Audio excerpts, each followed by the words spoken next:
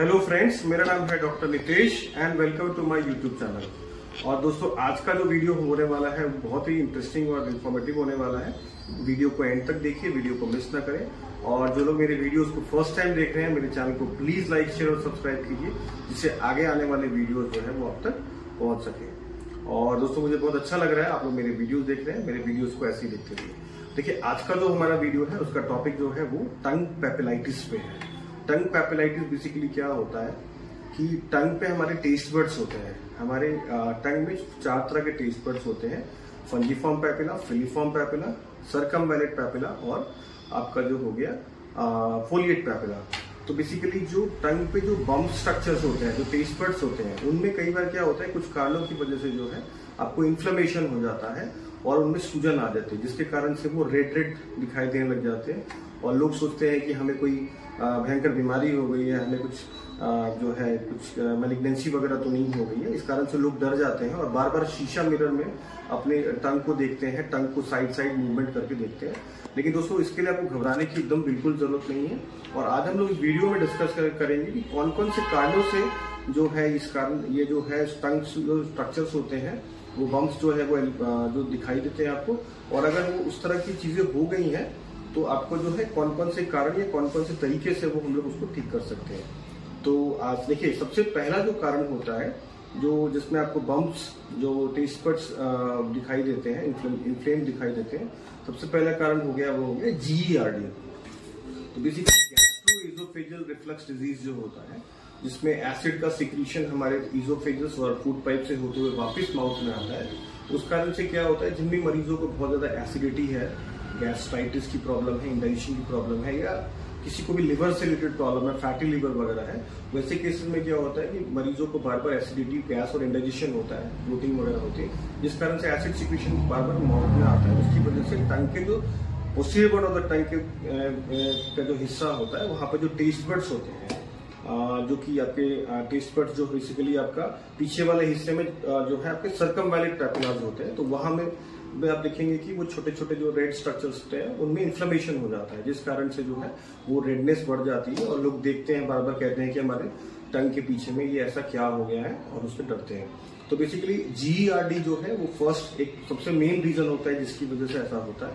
तो GERD के लिए आपको कोई भी गैस्ट्रोएंटरोलॉजिस्ट को दिखाना चाहिए, जिसके कारण से वो उसको पकड़ पाए कि किस कारणों से हो रहा है। और गैस एसिडिटी की वजह से अगर इस तरह की प्रॉब्लम हो रही है तो उनकी उस कारण को ठीक करना होगा, और फिर उसके लिए आपको मेडिकेशन से जो भी लेने होंगे। सेकेंड नंबर पे जो रीजन आता है जिसकी वजह से ऐसा होता है, वो होता है respiratory tract infection.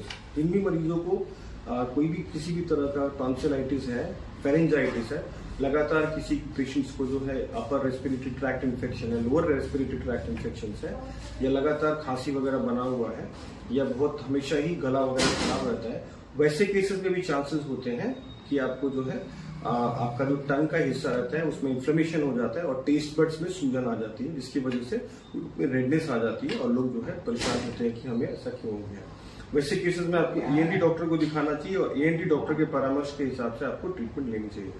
Third number पे जो कारण हो गया वो हमारा हो गया न्यूट्रिशनल डेफिशिएंसी। ये बहुत ही इंपॉर्टेंट कारण होता है, जिनमें मरीजों को आयरन, विटामिन B कॉम्प्लेक्स और इंक्लूडिंग विटामिन B12 की कमी होती है। वैसे केसेस में ये ऐसे जो है टंग पे जो स्ट्रक्चर्स हैं वो देखे जाते हैं, और वैसे केसेस में आपको न्यूट्रिशनल डेफिशिएंसीज को ठीक करना होता है। आपको आयरन रिच डाइट और vitamin B complex including B1 और से लेके B12 इंक्लूडिंग विटामिन C लेना होता है, जिसके बाद जो है इसको लेने के बाद जो है काफी इंप्रूवमेंट देखने को मिलता है। तो ये जो है आपका न्यूट्रिशनल डेफिशिएंसी भी एक बहुत बड़ा कारण बनता है टंग पेपिलाइटिस में।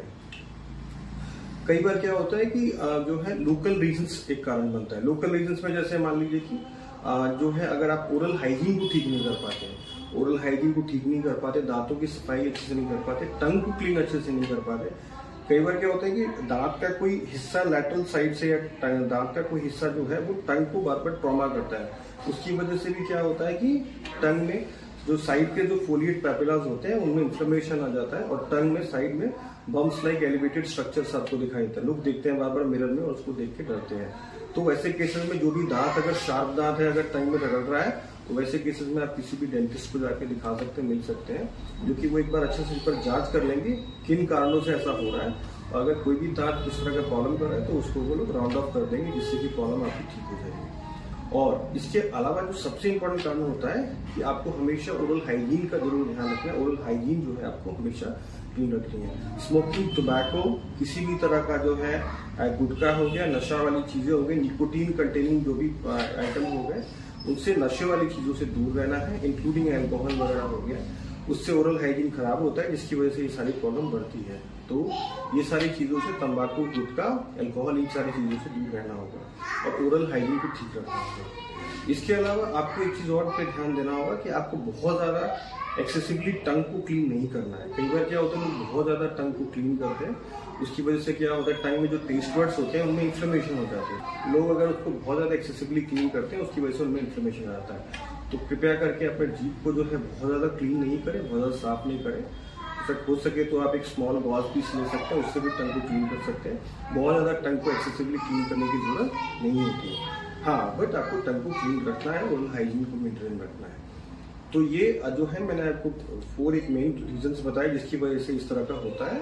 और अगर आपको फिर भी इस तरह की प्रॉब्लम हो रही है तो कोई भी आप निकटतम डॉक्टर को मिल सकते हैं और वहां पर जाके चेक करा सकते हैं कि हमें इस तरह का प्रॉब्लम क्यों हो रहा है। ठीक है, ऐसे केसेस में घबराने की जरूरत नहीं है कि ऐसा इस तरह का हमें हो रहा है तो हमें कोई मेजर बीमारी हो जाएगी आगे भविष्य में जाके। ऐसे केसेस में जब भी टंग के साइड में बम्प्स हो जाता है या टंग के पोस्टीरियर बॉर्डर पीछे वाले हिस्से में अगर इस तरह का हो जाता है तो उसमें जो है वो नॉर्मली स्ट्रक्चर होता है, उसके लिए आपको घबराने की थोड़ी सी भी जरूरत नहीं है। तो उम्मीद करता हूँ आज का वीडियो भी बहुत इन्फॉर्मेटिव रहा होगा और आपको जो है बहुत अच्छी जानकारी मैंने दी होगी।